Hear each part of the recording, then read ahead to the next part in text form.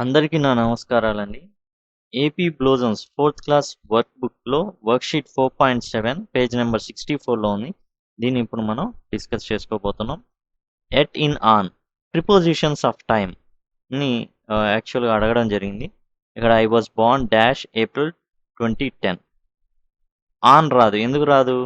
Date ఉంటే లేకపోతే మామూలుగా మండే, సండే, ఆన్ మండే, లేకపోతే ఆన్ 23rd ఏప్రిల్, ఈ విధంగా వస్తుంది.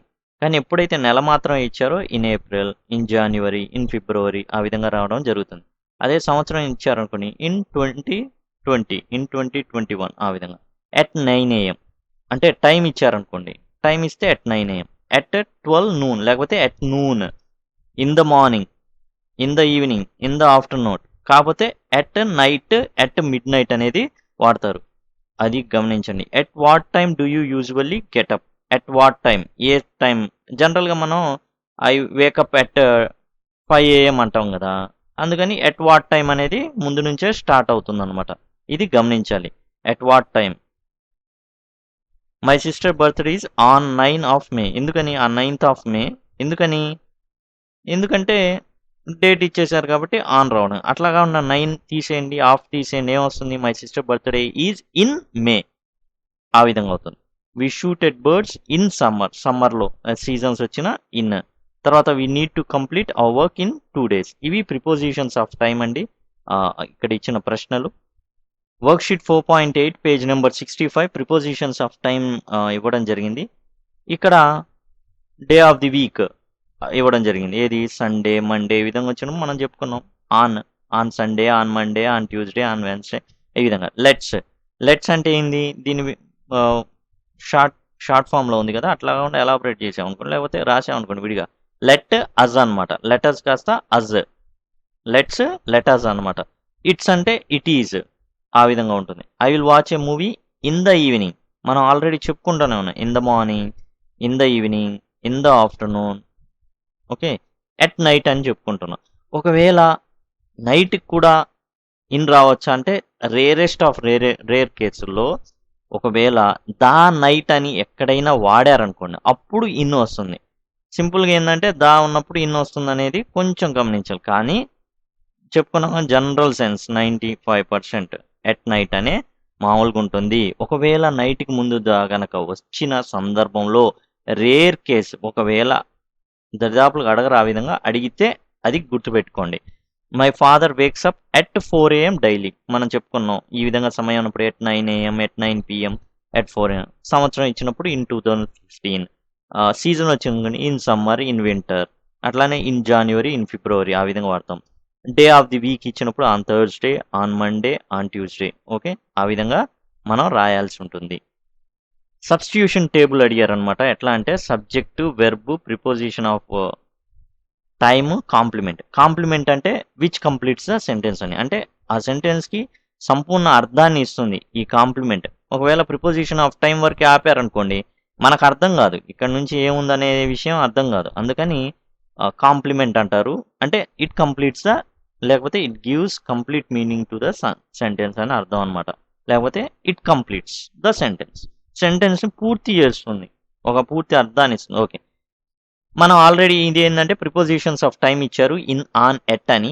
వీటితో రాయాల్సి ఉంటుంది. ఎక్కడెక్కడ మ్యాచ్ అవుతుంది? మండేకి ఏమొస్తుంది? ఏ ప్రిపోజిషన్ ఆఫ్ టైం వస్తుంది? ఆన్ వస్తుంది. 8 AM ఎట్ వస్తుంది. ద మార్నింగ్కి ఇన్ ద మార్నింగ్ వస్తుంది.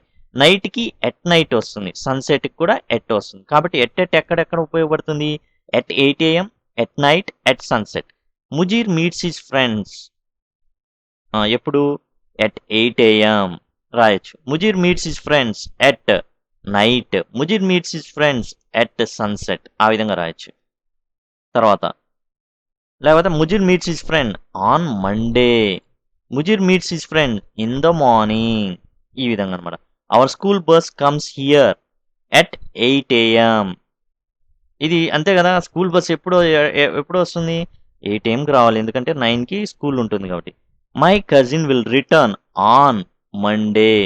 My cousin will return in the morning. My cousin will return at night లేకపోతే ఎట్ సన్సెట్. అంటే పాసిబుల్ సెంటెన్సెస్ని మనం ఫామ్ చేయాల్సి ఉంటుంది. ఈ సబ్స్టిట్యూషన్ టేబుల్ యొక్క ముఖ్య లక్ష్యం ఏంటంటే వీలైనన్ని సెంటెన్సెస్, వీలైనన్ని వాక్యాలు రాయించడం అనమాట నోట్బుక్లో. అది దానికి అందుకనమాట. Karthik goes for a walk at 8 AM రాసుకోవచ్చు. Karthik goes for walk in the morning రాసుకోవచ్చు. Karthik goes for walk at night లేకపోతే Karthik goes for walk at sunset అట్లా రాసుకోవచ్చు. తర్వాత he does his homework in the morning లేకపోతే he does his homework at 8 AM అనో ఆ విధంగా రాసుకోవాలి. లేకపోతే he does his homework at night లేకపోతే at sunset in the morning లేకపోతే ఎట్ 8 AM ఈ విధంగా మనం ఫామ్ చేసుకోవచ్చు. ఇదండి ఈ substitution table. Subject plus verb, preposition of time and complement. Complement గురించి కొంత మనం నేర్చుకున్నాం.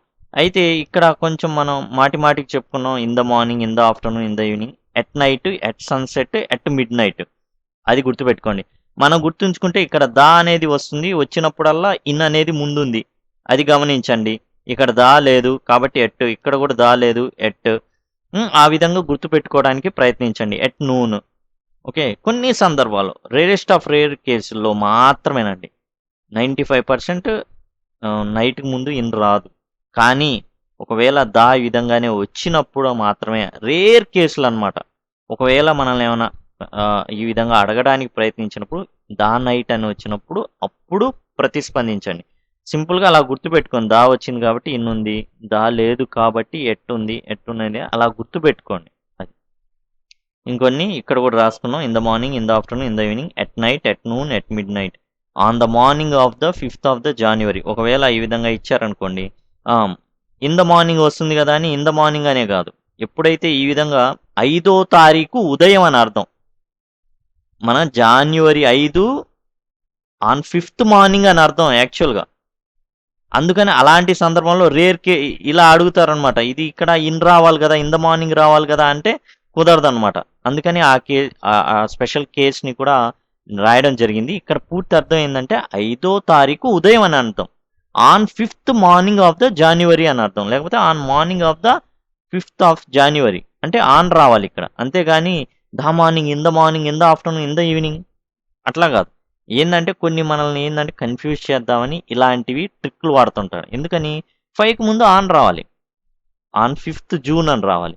ఆ 5thకే మార్నింగ్ పెట్టాడు. మార్నింగ్ పెట్టి ఏం చేశాడు, మార్నింగ్ ఆఫ్ ద 5th అన్నాడు.